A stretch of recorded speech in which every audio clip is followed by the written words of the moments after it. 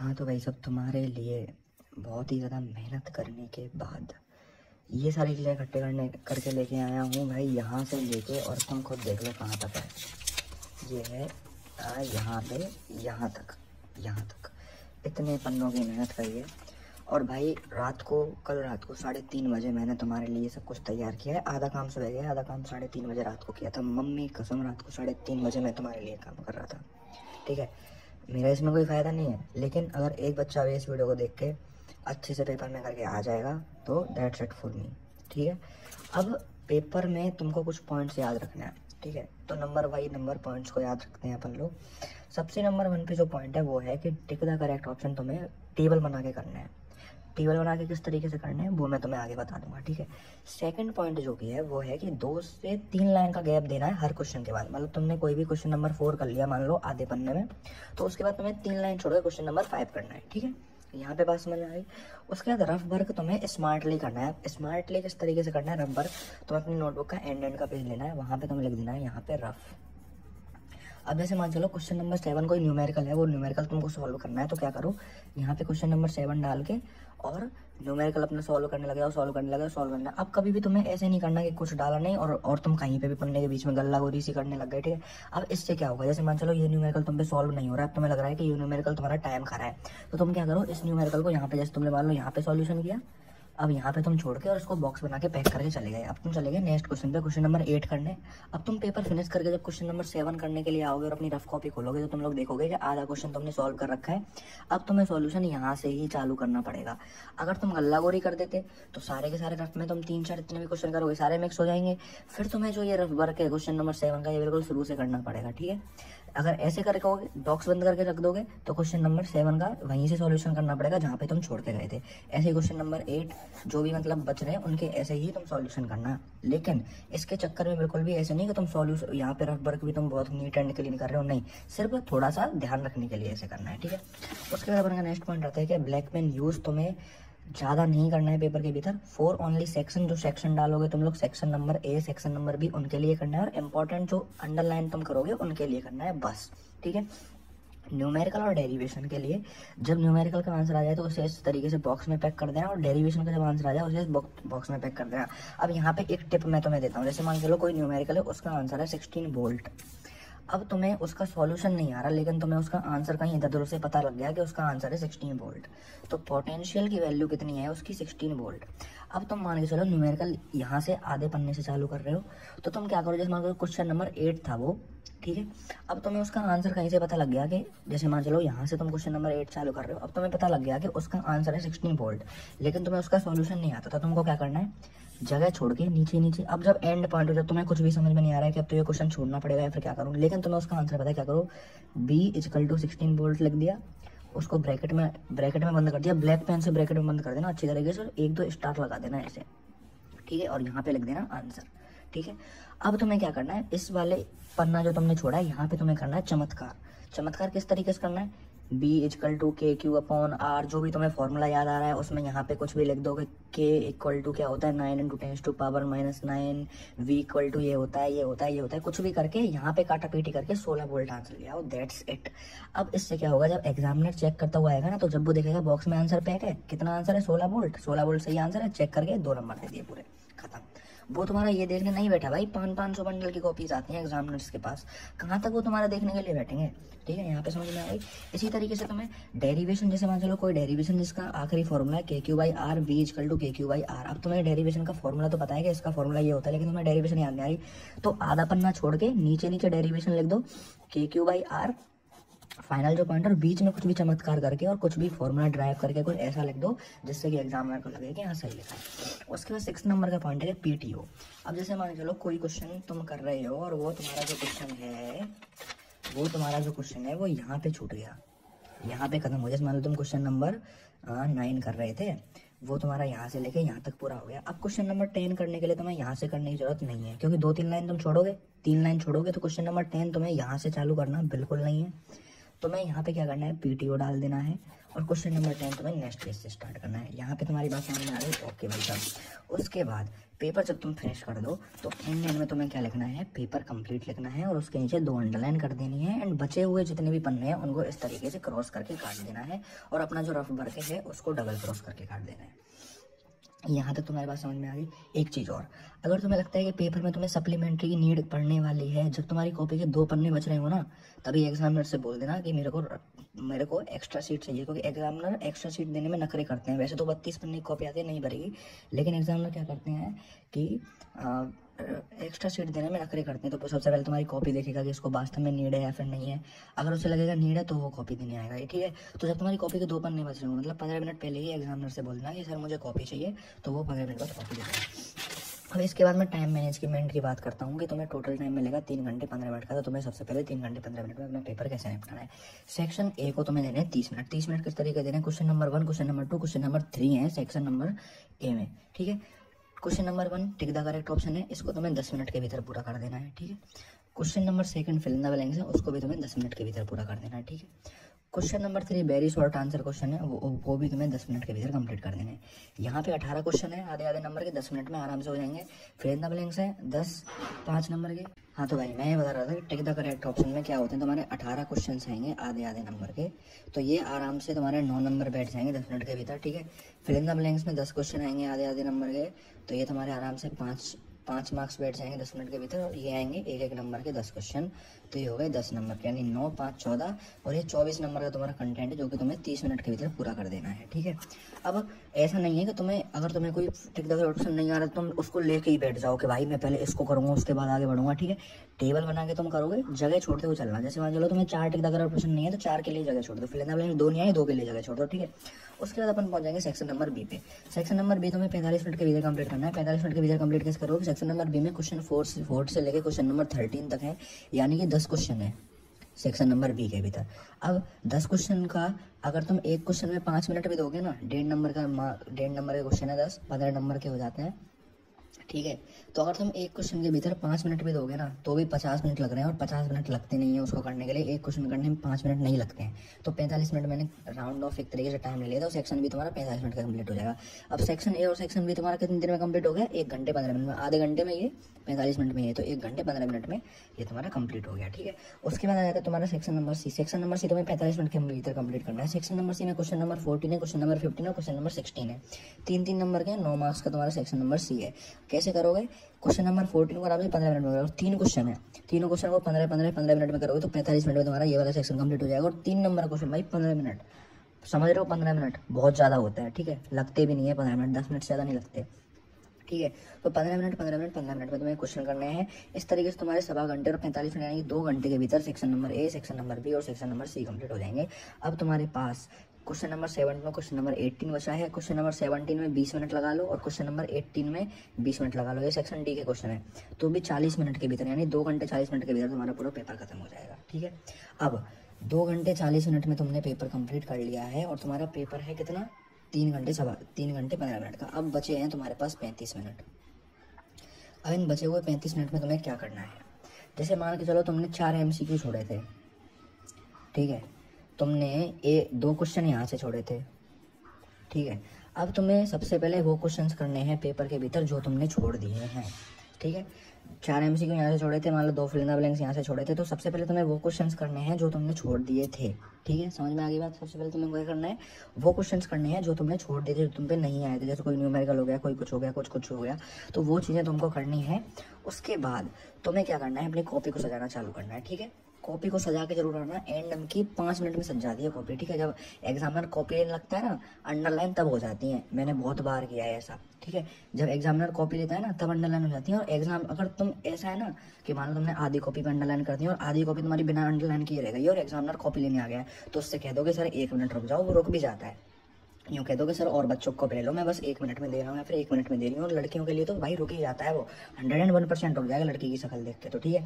तो उससे कह दोगे 1 मिनट का, लेकिन कॉपी रिप्रेजेंटेशन जरूर करके आना। मैं तो भाई ये कहता हूँ कि भाई चाहे एक क्वेश्चन छोड़ आना, लेकिन कॉपी रिप्रेजेंटेशन जरूर करके आना। कॉपी रिप्रेजेंटेशन तुम्हारे 10 से लेके 15 नंबर बढ़ाएगी एक पेपर के भीतर। अगर तुम 40 नंबर का पेपर सही करके आए हो ना, तो वो 40 नंबर की वजह से तुम्हारे जो बचे हुए 16 नंबर बच रहे हैं, वो 16 नंबर तुम्हें उन 40 नंबर की अच्छी कॉपी की वजह से मिल जाएंगे, ठीक है। तो इसलिए प्रोबेबली चांसेस हैं कि तुम्हारे 50+ नंबर हर सब्जेक्ट में आके 93-94 के समथिंग परसेंट बन जाएगी, ठीक है। तो इस तरीके से तुम्हें पेपर का ध्यान रखना है। सेक्शन ए 30 मिनट में, सेक्शन बी 45 मिनट में, सेक्शन सी 45 मिनट में, सेक्शन डी 40 मिनट में। इसका स्क्रीनशॉट लेके तुम लोग रख सकते हो। उसके बाद अब देखो, मैं तुम्हें बात करता हूँ तुम्हारी बोर्ड की कॉपी कैसी है। तुम्हारी बोर्ड की कॉपी आई कुछ इस तरीके की। यहाँ पे एक छोटी सी ऐसे लाइन होगी, इधर सबसे पहले इतना चौड़ा सा होगा, यहाँ पे लिख रहा होगा परीक्षक द्वारा प्रदत्त अंक, यहाँ पे लिख रहा होगा प्रश्न संख्या, और यहाँ पे लिख रहा होगा परीक्षार्थी उत्तर। अब एक चीज हमेशा याद रखना, ये जो गैप है, इस गैप में तुम्हें कोई भी question number 1, question number 2 answer, question number 3 answer, question number 4 answer नहीं डालना है। इसका मतलब है परीक्षा द्वारा प्रदत्त अंक का मतलब है कि यहाँ पे तुम जो आंसर लिखने वाले हो ना, उन आंसर को वो चेक करके यहाँ पे नंबर देगा। ये एग्जामिनर को नंबर देने के लिए जगह होती है, जिससे कि एग्जामिनर काउंटिंग करते टाइम नंबर्स को ना भूले, ठीक है। क्योंकि यहाँ पे तो बच्चे लिखते हैं, तो यहाँ पे नंबर देगा तो भूल जाएगा। तो इस वजह से ये वाली जगह दे रखी होती है, जिससे कि एग्जामिनर काउंटिंग करते टाइम नंबर्स को ना भूले, ठीक है। यहाँ पे तुम्हें उत्तर लिखने हैं तुम्हारे। अब उत्तर किस तरीके से लिखने हैं वो मैं तुम्हें बताता हूँ। सेक्शन नंबर ए डालना है सबसे पहले, इसके नीचे अंडरलाइन करना भूलेगा ना, अंडरलाइन कर देना, ठीक है, क्योंकि रात के 3:30 बजे इतनी ध्यान रहता है, ठीक है। उसके बाद डालना है question number 1, tick the correct option. उसके बाद तुम्हें इस तरीके की टेबल बनानी है। क्वेश्चन नंबर 1 यहाँ पे क्वेश्चन और यहाँ पे answer. Question number 1 tick the correct option डाल दिया। अब क्वेश्चन नंबर 1 का 1 है, 1 डाल दो, फिर आंसर डालते जाओ। जैसे मान के चलो इसका आंसर है ए। अब तुम्हें सिर्फ ए लिख कर नहीं छोड़ना है, तुम्हें इसका जो प्रॉपर आंसर है वो आंसर भी लिखना है। बहुत बार क्या होता है, ऑप्शन में हम गलती कर देते हैं, तो एग्जामिनर इसको देख के चेक करके नंबर दे देता है, ठीक है। तो एग्जामिनर के लिए भी ज़्यादा अच्छा रहता है ये कि वहाँ पे उसको लिखा हुआ मिल जाता है। अब तुम्हें ये वाली जो लाइन है ना, ये वाली लाइन, ये तुम्हें बाद में खींचनी है, ठीक है। ये वाली जो तुम्हें लाइन है वो बाद में खींचनी है, जिस हिसाब से तुम्हारे मान के चलो कोई क्वेश्चन तुम्हारा यहीं पे आंसर खत्म हो रहा है, कोई क्वेश्चन तुम्हारा यहाँ पे आंसर खत्म हो रहा है, कोई क्वेश्चन तुम्हारा यहाँ पे आंसर खत्म हो रहा है, तो उस हिसाब से तुम्हें लाइन खींचनी है एंड की, ठीक है। 2-2 लाइन का गैप छोड़ना है, देख लो। अब मेरा जो ये पेज है ये 31 लाइन का है, ठीक है, लेकिन तुम्हें जो कॉपी मिलेगी वो 28 लाइन की मिलेगी। तो उस हिसाब से तुम्हें एडजस्ट करके चलना है कि तुम्हारा जो टिक द करेक्ट ऑप्शन है वो प्रोबेबली 2 पेजेस के भीतर कंप्लीट हो जाएगा, क्योंकि 18 क्वेश्चन आने वाले हैं, ठीक है। यहाँ तक बात समझ में आएगी। उसके बाद आ जाती है क्वेश्चन नंबर 2 पे। क्वेश्चन नंबर 2 यानी फिल इन द ब्लैंक्स, तुम्हें एक पन्ने के भीतर खत्म कर देना है, ठीक है। यहाँ पे 1 2 3 4 5 6 7 8 9 10 एक पन्ने के भीतर आराम से अच्छी राइटिंग में यहाँ पे लिखने से। मान चलो यहाँ पे इसका आंसर है, जैसे मान चलो कुछ भी लेके चल देते हैं, यहाँ पे वर्क फंक्शन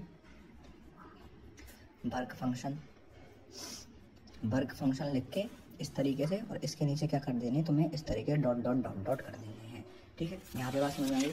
उसके बाद question number 3 very short answer question, इस तरीके से तुम्हें डालना है। उसके बाद फर्स्ट, हाँ अब एक चीज़ और मैं बताना भूल गया तुम्हें। फर्स्ट अब तुम्हें कुछ भी ऐसे, अब जैसे ये वाली जो जगह दे रखी है ना, ये वाली जो जगह दे रखी है प्रश्न संख्या, ये वाली जगह दे रखी होती है स्टूडेंट को प्रश्न संख्या डालने के लिए। तो तुम्हें इसमें ऐसे नहीं लिखना है फर्स्ट आंसर ऐसे लिख रहे हो, उसके बाद लिख रहे हो तुम भाई साहब सेकंड आंसर यहाँ पे लिख रहे हो, ठीक है, नहीं। तुम्हें सिर्फ और सिर्फ यहाँ पे ऐसे डालना है फर्स्ट, सेकंड, या फिर 4th क्वेश्चन का आंसर लिख रहे हो तो 4th डबल अंडरलाइन कर दो नीचे। बस तुम्हें सिंपल इस तरीके से लिखना है, ठीक है। यहाँ तो तुम्हारे पास समझ में आ गई। तो क्वेश्चन नंबर 3 में तुम्हें यहाँ पे डाल दिया तुमने question number 3 very short answer question, ठीक है। उसके बाद फर्स्ट तुमने यहाँ पे डाल दिया, आंसर लिख दो। जैसे मान चलो तुम्हारा आंसर खत्म हुआ है यहाँ पे, जैसे मान चलो तुम्हारा आंसर यहाँ पे खत्म हुआ है, 2 लाइन मैंने छोड़ रखे, तुमको 3 लाइन छोड़नी है। तुम 3 लाइन भी छोड़ सकते हो, क्योंकि मेरे पास पेज कम थे, तो इस वजह से मैंने 2 ही लाइन छोड़ी हैं, क्योंकि मेरे पास पेज कम थे। उसके बाद तुम्हें क्या करना है, यहाँ पे तुम्हारा आंसर खत्म हो गया, यहाँ पे 2 लाइन खींच दो, ठीक है। ये 2 लाइन तुम्हें एंड में खींचनी है पेपर करने के बाद, ठीक है। यहाँ पे तुमने लिखा, ठीक है। उसके बाद second number question, third number question, 4 5 6 7 8 9 10, ठीक है। प्रोबेबली इनसे ज़्यादा जगह लगती है क्वेश्चन का आंसर लिखने के लिए, क्योंकि तुम आंसर लिखोगे तो 3 लाइन छोड़ोगे, लेकिन मैंने तुम्हें शॉर्ट में इसलिए बताया कि मेरे पास पेज कम थे, मेरे पास 10 ही पेज थे, ठीक है। लेकिन तुम्हें वहाँ 32 पेज की कॉपी मिलेगी, तो तुम्हें 3 लाइन छोड़नी है, और इन क्वेश्चन के बाद भी तुम्हें अंडरलाइन करनी है। उसके बाद अपन लोगों ने देखो नेक्स्ट पेज में इस तरीके से कर रखा है। अब इसके बाद आया तुम्हारा सेक्शन नंबर बी। अब सेक्शन नंबर बी में क्वेश्चन नंबर 4 से लेकर क्वेश्चन नंबर 13 है, तो सेक्शन नंबर बी डाल दो। उसके बाद डाल दो question number 4 to question number 13। उसके बाद 4 नंबर का क्वेश्चन यहाँ पे डाल दो, आंसर लिख दो। क्वेश्चन नंबर 5 डाल दो, आंसर लिख दो। क्वेश्चन नंबर 6 डाल दो, आंसर लिख दो। 7 डाल दो आंसर, 8 डाल दो आंसर, 9 डाल दो आंसर, 10 डाल दो आंसर, और उसके बाद इनके नीचे कर दो अंडरलाइन। ठीक है, अब ये कुछ ट्रिक्स होती है तुम्हारा आंसर बड़ा दिखाने की। अब जैसे मान चलो तुम्हारा आंसर क्वेश्चन नंबर 4 का तुमने लिखा यहाँ से लेके और यहाँ तक, ठीक है। अब तुमने 2 लाइन छोड़ के अंडरलाइन किया तो एग्जामिनर को यही लगेगा कि भाई तुमने इतना बड़ा ही आंसर लिखा है। ठीक है, समझ में आ रही है बात।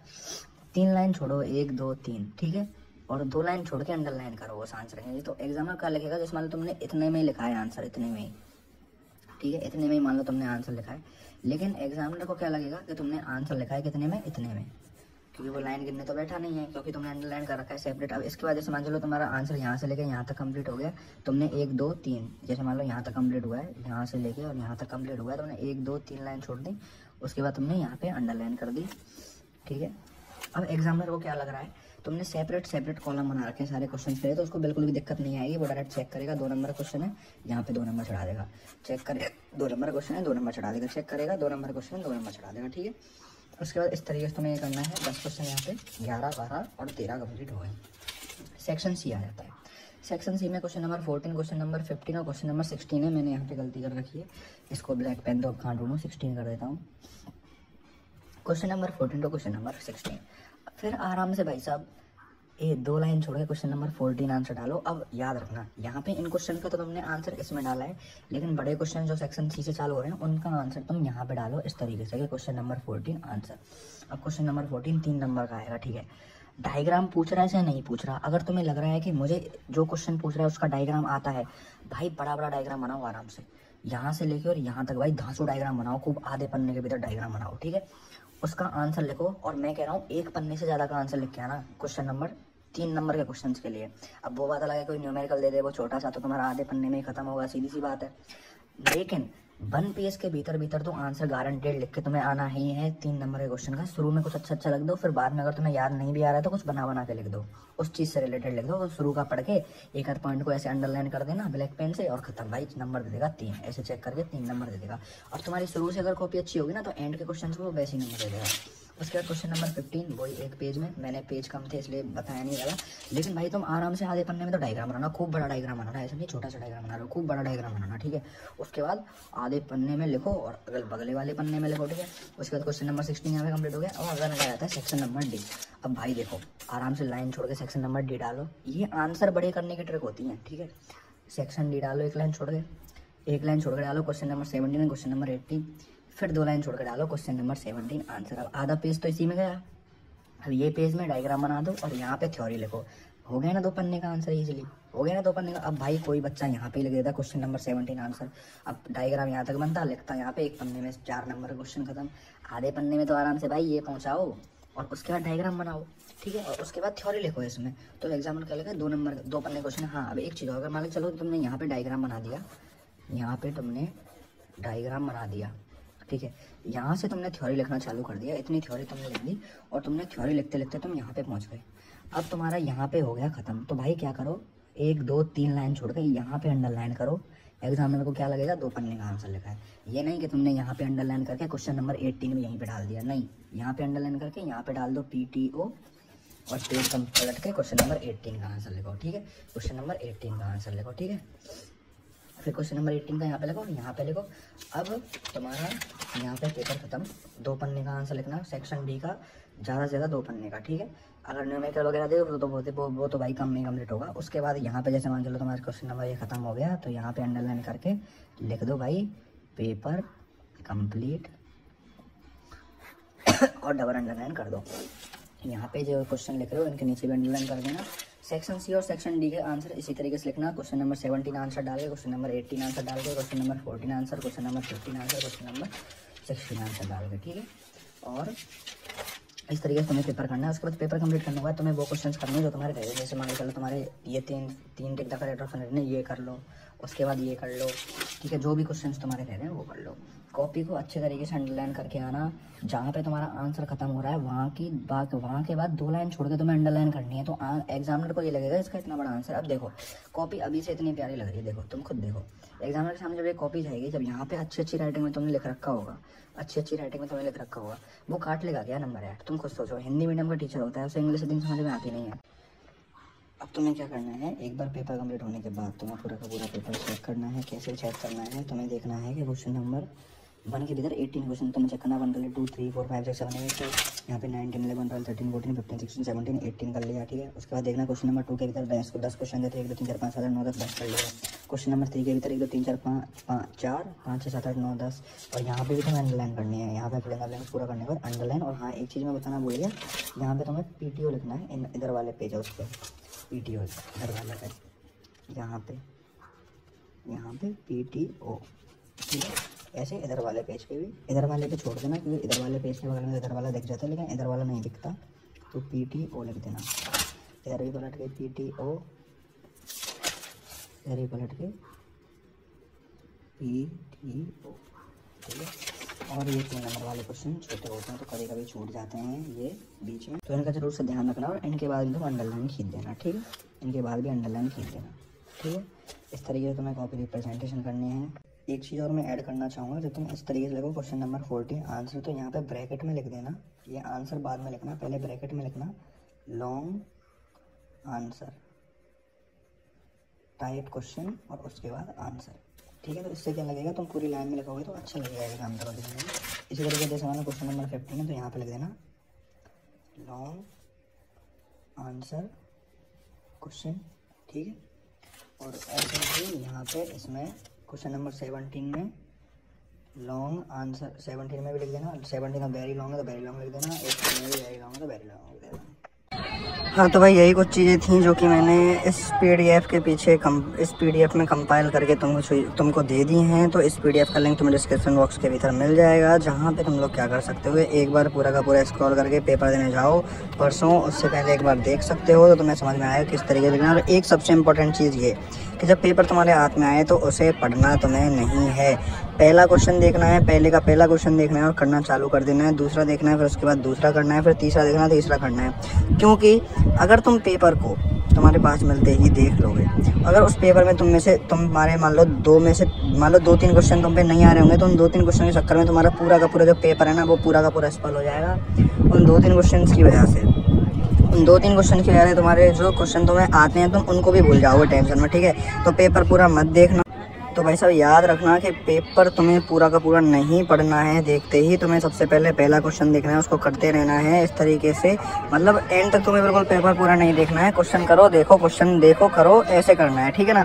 और सबसे इम्पोर्टेंट एक टिप, अगर मुझे पता है देखो तुम्हें न्यूमेरिकल में दिक्कत आने वाली है, न्यूमेरिकल तुमसे नहीं हो पाएंगे, तो न्यूमेरिकल को पकड़ के मत बैठे रहना, 2 मिनट तक उसको सॉल्व करना। अगर कोई ईजी सा है तो तुरंत कर दो, अगर तुम्हें आंसर समझ में नहीं आ रहा तो उसके लिए आधे पन्ने की जगह छोड़ दो और दूसरा क्वेश्चन करने लग जाओ, ठीक है ना। तो ये इस तरीके कुछ इंपॉर्टेंट टिप्स हैं। अगर किसी भी चीज़ में अभी भी क्वेरी है तो भाई बता दो, शाम को मैं वीडियो डाल दूंगा। Thanks for watching, all the best. अच्छे से पेपर प्रेजेंटेशन के साथ करके आना। और हाँ, एक चीज़ और, पेपर में माइंड के ऊपर इतना ज़्यादा प्रेशर रहता है ना जिसकी कोई लिमिट नहीं। एक टाइम पे जब तुम आधे पेपर पहुंच जाओगे ना तो तुम्हें ये लगेगा कि सब कुछ एकदम बेकार चल रहा है और मैं क्या प्रेजेंटेशन करूं, मैं बिल्कुल प्रेजेंटेशन नहीं करती हूं। तुम्हें ये लगेगा कि मैं पेपर प्रेजेंटेशन नहीं करता हूं या फिर मैं कुछ भी नहीं करता हूं, उस पेपर जल्दी ख़त्म करता हूं। लेकिन उस टाइम पे याद रखना, अगर तुम अपने इस चीज़ पे जीत हासिल कर लोगे तो तुम्हारा पेपर बहुत अच्छा चला जाएगा और एंड में तुमको पता चलेगा कि तुम कितना अच्छा पेपर करके आए। मतलब बीच पेपर में ना तुम्हारे माइंड के ऊपर इतना ज़्यादा प्रेशर पहुंच जाएगा एक तरीके से कि तुमको ये लगेगा कि मैं सब कुछ खत्म कर दूं एकदम जल्दी, क्या पेपर प्रेजेंटेशन कर रहा हूँ, क्या ये कर रहा हूँ, क्या आंसर लिख रहा हूँ, जल्दी पेपर को खत्म करूँ। लेकिन उस टाइम को तुम्हें खुद के ऊपर जीतना है और उस पेपर को अच्छे से खत्म करके आना, ठीक है। क्योंकि बीच टाइम में तुम्हारे माइंड के ऊपर बहुत ज़्यादा प्रेशर रहेगा, तो बिल्कुल भी पैनिक नहीं होना है। पेपर के भीतर बहुत से बच्चे पैनिक हो जाते हैं और वो पेपर को फिर गल्ला गोरी सा करके आ जाते हैं, ठीक है। तो उस तरीके से पैनिक नहीं होना है, अच्छे से बिल्कुल। अगर कोई चीज़ गलत भी लिख रहे हो ना तो भी उसे अच्छे से लिख के आना है, ठीक है ना। तो पेपर प्रेजेंटेशन का ध्यान रखना। और गाइस लास्ट में नहीं कहना चाहूँगा कि बिल्कुल भी दिमाग के ऊपर प्रेशर नहीं लेना है, बिल्कुल सारी की सारी चीज़ें अच्छे तरीके से करनी है। शेखर भी एक इंसान ही होता है, कोई जानवर नहीं होता, ठीक है, या फिर कोई दानव नहीं होता जो तुम्हारे बेफालतू में नंबर काटेगा और तुमको नंबर नहीं देगा। अच्छे से पूरी कॉपी में प्रेजेंटेशन के साथ इन सारे पॉइंट्स को याद रखते हुए, टाइमिंग का बिल्कुल ध्यान रखते हुए, ठीक है, टाइमिंग का ध्यान रखते हुए पेपर को करना है और अंडरलाइन कर देना बिल्कुल अच्छे से। राइटिंग तुम्हारी अच्छी होगी ही, राइटिंग तुम्हारी अच्छी है ही, सब कुछ अच्छे से होगा, ठीक है। Thanks for watching. और इस PDF को जरूर एक बार डिस्क्रिप्शन में से डाउनलोड कर लेना, जिससे तुम पेपर देने जाओ तो उससे पहले इसको एक बार देख जाना। और डायग्राम खूब अच्छे तरीके से बनाना, जिस क्वेश्चन में नीड हो कि तुम्हें लग रहा है कि मैं डायग्राम यहाँ पे बना सकता हूँ या फिर बना सकती हूँ, तो उसमें डायग्राम बना देना। जैसे मान के चलो इक्विपोटेंशियल सरफेस, जैसे मान के चलो इक्विपोटेंशियल सरफेस के बारे में पूछ रहा था, इक्विपोटेंशियल सरफेस बता दो कि ऐसी सरफेस जिसके हर पॉइंट पे पोटेंशियल की वैल्यू सेम होती है, उसके बाद 3 पॉइंट उसमें लिख दो। तो इसमें क्या होगा कि एग्जामिनर का थोड़ा अच्छा लगता है। और ब्लैक पेन का यूज़ आंसर लिखने में ज़्यादा जगह पे मत करना, सिर्फ सेक्शन डालने में ब्लैक पेन का यूज़ करना, सिर्फ सेक्शन डालने में ब्लैक पेन का यूज़ करना। और ब्लैक पेन का यूज़ कहाँ पे करना है तुम्हें, और ब्लैक पेन का यूज़ करना है तुम्हें अंडरलाइन करने के लिए, ठीक है। 3 नंबर के और 4 नंबर के जो क्वेश्चन लिखो उसमें 1-2 कीवर्ड्स को अंडरलाइन कर देना अच्छे तरीके से, ठीक है। और सेक्शन ए और सेक्शन बी डालो, उनको अच्छे से अंडरलाइन कर देना। और यहाँ पे जैसे कि तुमने ये क्वेश्चन लिख रखे हैं, जो जैसे कि यहाँ पे ये लिख रखा है, तो इसे भी ब्लैक पेन से अंडरलाइन कर देना। सेक्शन ए को भी ब्लैक पेन से अंडरलाइन कर देना। यहाँ पे फिल इन द ब्लैंक्स रखेगा तो फिल इन द ब्लैंक्स को ब्लैक पेन से अंडरलाइन कर लेना।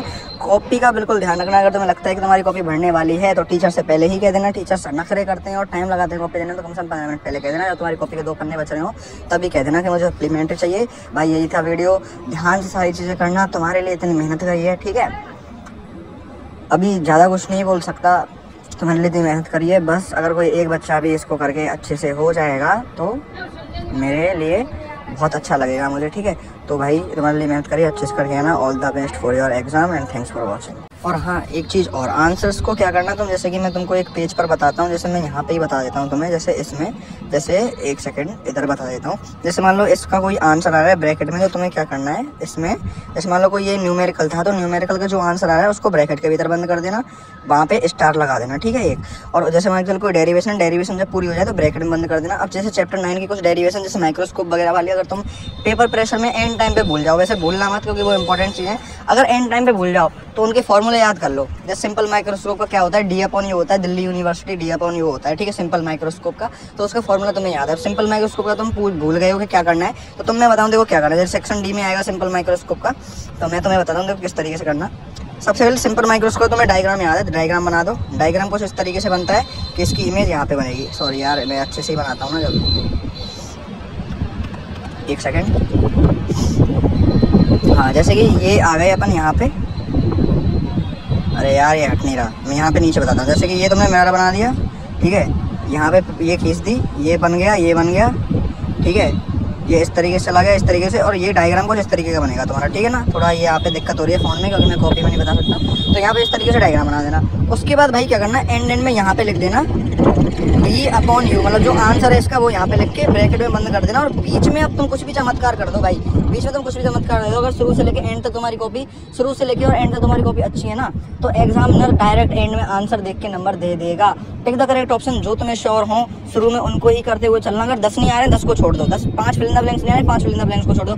आराम से इधर से पूछ के जब तुम्हें कंफर्म हो जाएगा इसका आंसर ये, उसके बाद फिल इन द ब्लैंक्स और टिक द करेक्ट ऑप्शन ज़्यादा काटाफासी करोगे तो कॉपी एकदम और लगेगी, शुरुआत में दिमाग खराब हो जाएगा एग्जामिनर का। पेपर प्रेजेंटेशन पे ध्यान रखना, तुम्हें मुझे पता है पूरा 56 नंबर का पेपर नहीं आ रहा होगा और तुम्हें सारी चीज़ें आती हैं। खुद के ऊपर बिलीव रखना, ये सोचना कि मेरे को सब कुछ आता है। पेपर जब हाथ में मिल जाए तो उसे पढ़ने के लिए मत बैठना, सब कुछ क्वेश्चन देखते देखते करते हुए जाना, मत बैठना। क्योंकि मुझे पता है 2-3 क्वेश्चन नहीं आ रहे होंगे ना पेपर पे, हर किसी टॉपर पे भी नहीं आते हैं 2-3 क्वेश्चन, उनके चक्कर में पूरा पेपर स्पॉइल हो जाएगा अभी मैंने। और हाँ, एक मेन इंपॉर्टेंट चीज़ और, आज एक मॉडल पेपर लो, ठीक है, कोई भी एक मॉडल पेपर लो, उस मॉडल पेपर को सॉल्व करने बैठो और उसमें देखोगे तुम कितनी देर में पेपर को कंप्लीट कर पा रहे हो। उसमें टाइम मैनेजमेंट का ध्यान रखना कि सेक्शन ए 30 मिनट में, सेक्शन बी 45 मिनट में, सेक्शन सी 45 मिनट में, सेक्शन डी 40 मिनट में। उसके बाद पेपर प्रेजेंटेशन करके मुझे पूरा 3.25 घंटे के भीतर पेपर सबमिट करना है। मॉडल पेपर लो, उसको सॉल्व करो, उससे तुम्हें टाइमिंग अंदाज होगा। प्लीज़ प्लीज़ प्लीज़ हाथ जोड़ के विनती है, एक मॉडल पेपर आज सॉल्व करो, 3 घंटे निकालो कैसे भी, ठीक है ना। मेहनत जितनी तुम कर रहे हो उतनी मैं कर रहा हूँ, मैं मेरे लिए भी कर रहा हूँ, मैं तुम्हारे लिए भी कर रहा हूँ। तो थैंक्स फॉर वॉचिंग एंड ध्यान रखना, ऑल द बेस्ट, तुम्हारे पेपर बहुत अच्छे जाएंगे। Thanks for watching.